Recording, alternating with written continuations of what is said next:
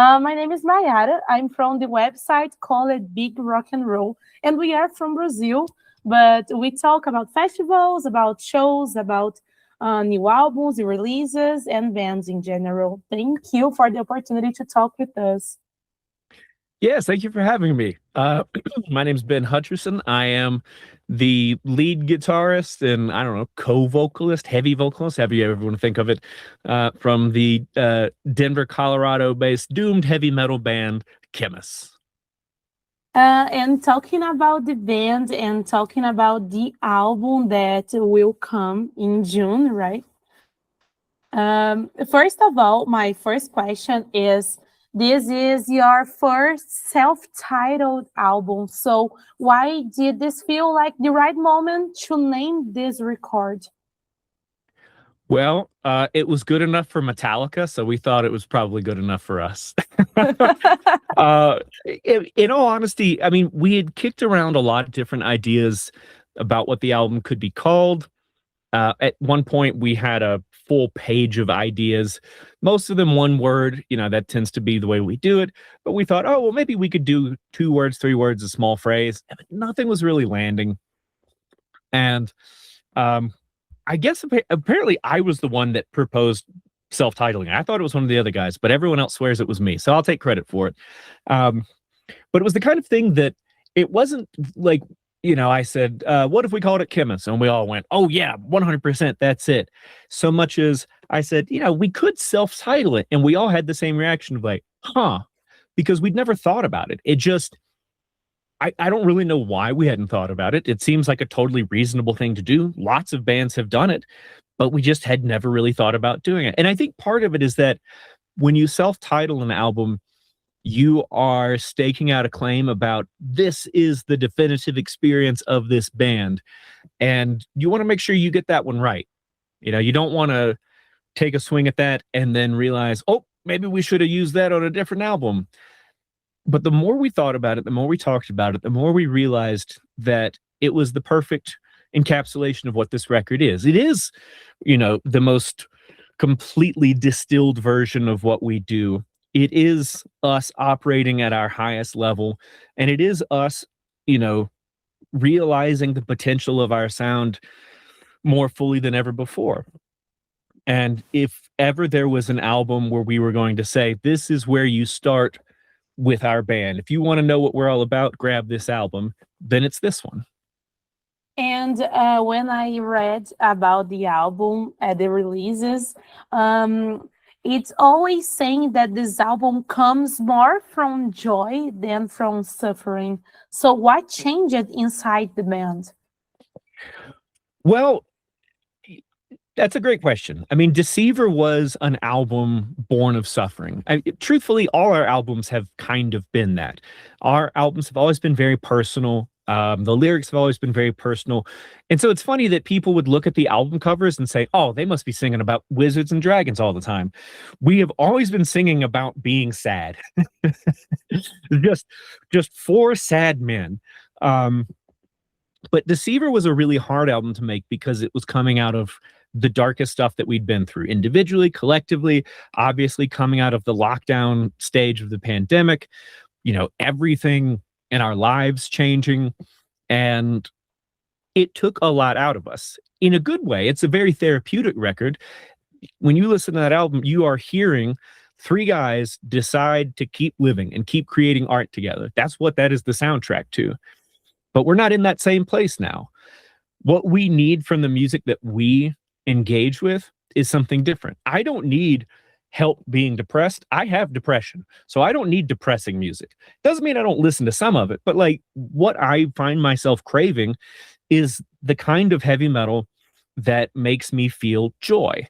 And I think people conflate joy with like being overly positive or being like sugary sweet, and it's not that. It's not like this is not a feel-good album about puppies and rainbows. It's still dark. It still tells a dark story, but in this case, it's a fictional story. It's a story that takes place outside of our own lives. And it is an album that musically and lyrically embraces the capital H, capital M of heavy metal. Like really just trying to convey the feeling that we get when we put on those early Metallica albums, when we put on Painkiller, when we put on literally any King Diamond record, that yes, it's heavy. Yes, it's an art form to be taken seriously, but there's something fun about it. And I think a lot of the times bands can lose sight of the fact that heavy metal, I at least think, should be fun. It doesn't mean it needs to be funny. It doesn't mean we have to make fun of it, but it should be fun. If you put on Painkiller and you don't have a good time, you're doing something wrong. And that's the kind of feeling we wanted to convey here, is that, yeah, things are dark. Yeah, things are bleak, but damn it, we still have heavy metal and we have the community around heavy metal, and that's something. And my next question would it be about the album and how do you feel? But you already answered this. But when I saw and when I listened this album, so we have the starting point that the album is a doom metal band from a doom metal band. But now I want to know, for example, if you start the lyrics and you start creating the songs by a riff, by the lyric, by a mood, how can you write this? Because the song from the band feels heavy, but also feels powerful and feels uplifting. So how do you start when you are creating something? I mean, that's a great question. And for us, it always starts with the music. We're a guitar-driven band, so it starts with the guitars. But even then, it starts at a more abstract level of figuring out, like, what kind of feelings are we trying to convey with a song or an album, and channeling those emotions through our fingertips, through the guitar, into what we all think of as riffs. It's not like we just sit down and start, just throwing out ideas, taking stabs in the dark and like, well, something will land. Like even before we had sort of established the mission statement of this album, of it being, this ritual celebration of heavy metal, of an embrace of joy, that sort of thing. We knew that we wanted the songs to be more up tempo. We knew we wanted the songs to feel like they had that live energy, even on the recorded version. And even that level of abstract thought immediately directs us to writing in certain kinds of ways, getting certain kinds of rhythms, getting certain kinds of tempos, certain approaches. I mean, obviously we love guitar harmonies. And so just an absolute embrace of the beauty of the guitar harmony. And that then opens up the door for how are we going to support those riff ideas in the context of a song with, energetic, bombastic drums? How are we going to have the bass take a position in the band that it's never taken before, which is, yes, Dave can absolutely handle the classic low end rhythm side of bass, but he can also absolutely shred. And how do we make sure that we give him room to do that in a way that never feels unnecessary, but feels like we're painting with more colors than we ever have before? And so most of the time, the lyrics and vocals come in at the very end. I mean, we're thinking about this stuff as we're writing, but it's really not until we have a song kind of more or less structured that we start thinking, okay, how are the vocals going to go? Where are the vocals going to go? What are the lyrics going to be about? Because otherwise you wind up writing a lot of stuff that then doesn't fit onto the song as it continues to evolve. So in many ways, we kind of treat the vocals and the lyrics as the icing on the cake. And another question is about the band, it's about the members of the band. And how did David Small's arrival change the band's dynamic for you? I've been fortunate to play music with Dave for quite a while now. He and I also play in a death metal band together called Glacial Tomb. And so he and I started making music together in 2019. And when he first started jamming with Khemmis, I already knew that the guy was an absolute ripper. I knew he could lay it down. And, it didn't take long, maybe one practice, for Zach and Phil to absolutely be on the same level. And the thing that's great about bringing Dave into the band, and it's the thing that I really appreciate about him, is that we are a band that had an established sound already, an established aesthetic, and an established relationship among the members. And he found the way to position himself within it where he fills in all these different cracks that we maybe didn't even know that we had. And he brings in a different set of influences. Sure, he listens to, most of the same metal that we all do, but he also listens to a lot of jazz, and he's been studying jazz bass for a long time. And he also listens to a lot of sort of avant-garde music and a lot of experimental ambient music.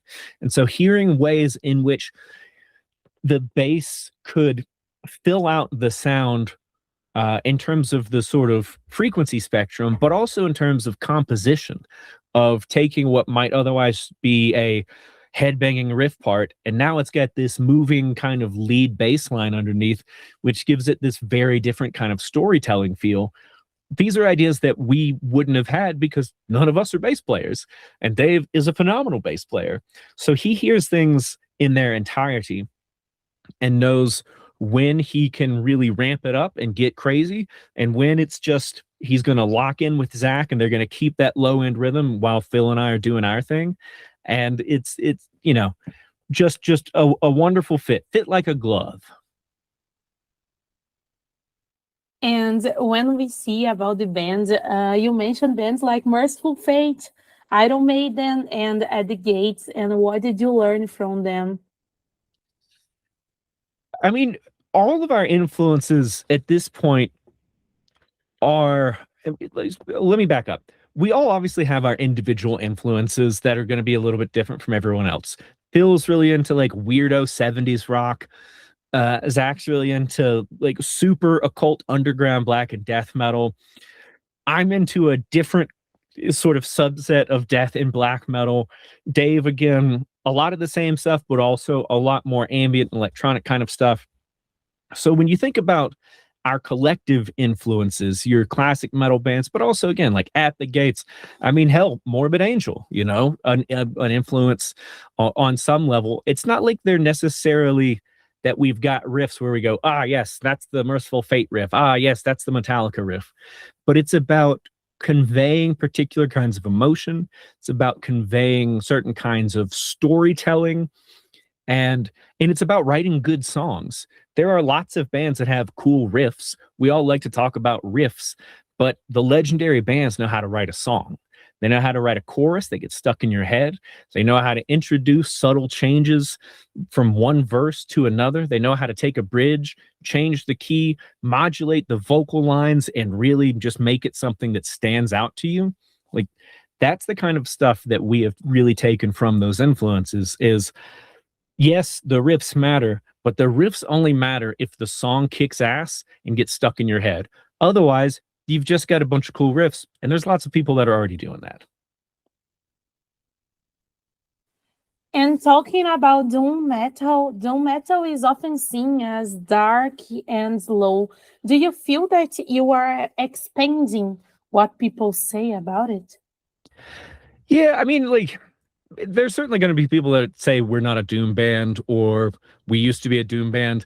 I mean, we don't even think of ourselves as a doom band per se. I mean, we literally put out an EP or an MLP, whatever you want to call it, called Doomed Heavy Metal, because for us, the doom influence or the doom element is about feeling more so than it is just being tuned low, playing slow, fuzzed out guitars. There's times for that, but the stuff that really resonates with me and with the rest of the guys in that doom world is what it feels like.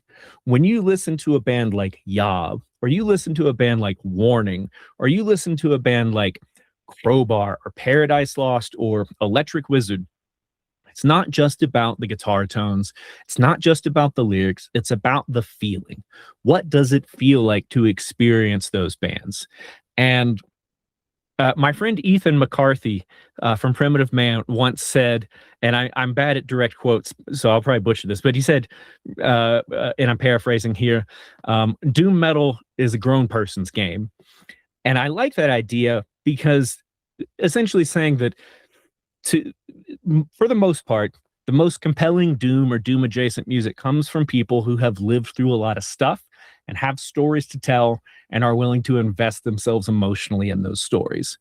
And that's not to say it doesn't happen in other kinds of music, but if Cannibal Corpse put out a song where they talked about Corpse Grinder is looking into the stars and questioning his place in the universe, people would not be on board. They're like, where's the blood? Where's the guts? What is happening here? So there's a certain emotional vulnerability that comes from a lot of doom metal that even when we're playing at more up-tempo sort of Iron Maiden-y kind of speeds, we're still trying to convey that sense of wonder and that sense of joy and that sense of darkness through the riffs and through the solos and through the lyrics and vocals in a way that is much more firmly rooted in doom metal than it is any other kind of subgenre of heavy metal.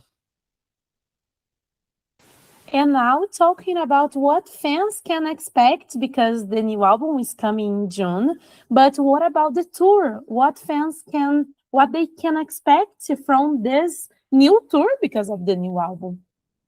We're going to try to be everywhere we can. We've already announced. So absolutely. Dying to come to Brazil. Dying to play. I mean, look, we've announced a bunch of US dates, and that's great. I love touring in the US, but like, we've never played in South America. We've played one show in Mexico. Like, Latin America, we hear you. Central and South America, we're coming for you as soon as we can.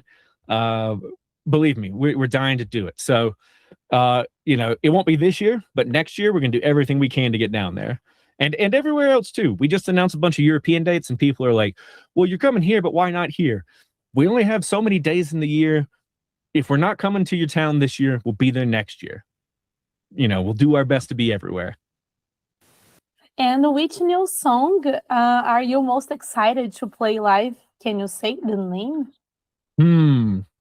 Well, we played Invocation of the Dreamer live for the first time this past weekend. We played a show with Acid Bath, and so we debuted that song there, and that was awesome. But I'm really excited to debut Carrion King because that's our heaviest song ever. It makes Maw of Time sound like a power ballad. It's so heavy, it's so filthy, and I really am excited to play that one live. I think that's going to get a lot of heads banging, a lot of people moving in the pit. But really all of them. I mean, we set out to write an album full of songs where every song could be played live and bring that energy, and I think we succeeded. I hope we succeeded on that front. So you'll have to come see us live to tell us if we succeeded there. And you talk about Acid Bath. You are sharing the stage. And you share the stage with Acid Bath and later with Monolord. So what does it mean to tour with these bands? Yeah, that Acid Bath show was actually just this past Saturday, and it was amazing. I've been a huge Acid Bath fan since I was probably like 18. I'd never gotten to see them before, so man, they were awesome. Dax's voice, it sounds like he hasn't aged at all. It's unbelievable how good they are. And then we're touring with Monolord, and then we're actually doing a few shows with Monolord again in Europe later in the year. I'm excited about that. I think that band is awesome. I think they do obviously a very different thing in doom than what we do, but I think it's such a great pairing of covering these different sort of flavors of doom metal, and I'm just looking forward to getting out and playing these songs for anyone and everyone. And to finish this interview, what do you hope people feel when they listen the album? That is a great question. I hope that people feel a little bit of joy and a little bit of light and a reminder of why they love heavy metal. That's what I want people to feel. I would love to know that for at least some people, as many people as possible, when they put this album on or even just one of the songs, it reminds them why they fell in love with this music in the first place, and it makes them want to keep loving this music and keep supporting bands and keep going to shows, because there's something special about heavy metal that doesn't exist for any other kind of music. And we are all very grateful to be part of this world. And that's it. Thank you. Thank you for the opportunity to talk with you about it. We hope that you can play someday here in Brazil. and we are very anxious to listen the album. I already listened the album and it's so good. Oh, thank And you. I listened because they sent to us with the release. And I hope that you can travel abroad and doing a lot of shows, a lot of tours in different places. And thank you.